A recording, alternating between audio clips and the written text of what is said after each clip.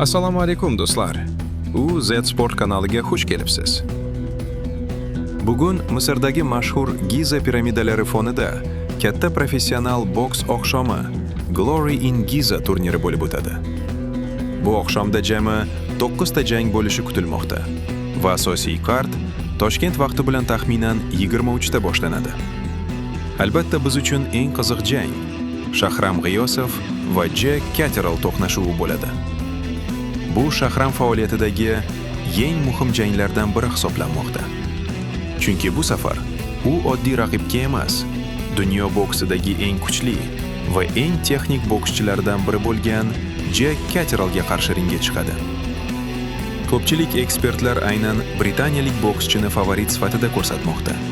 Sababi Catterall avval Josh Taylor, Regis Prograis kabi top bokschilar bilan juda yuqori darajada jang qilgan.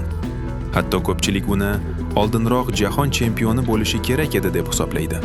Bukmekerlar ham aynan Jack Catterallni favorit deb baholamoqda.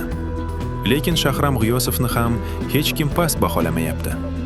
U hali ham professional boksda mag'lub bo'lmagan. 17 ta g'alaba, 0 ta mag'lubiyat.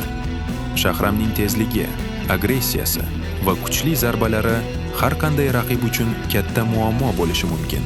Shu sabab bu jangni ko'pchilik juda qiziqarli va keskin o'tadi deb kutmoqda. Taxminan Shahram G'iyosov Toshkent vaqti bilan 1 dan 2 oygacha oralig'ida ringga chiqishi kutilmoqda. Jangni DAZN orqali tomosha qilish mumkin.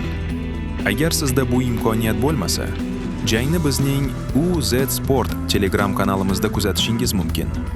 Kanal havolasi opisaniyada bo'ladi.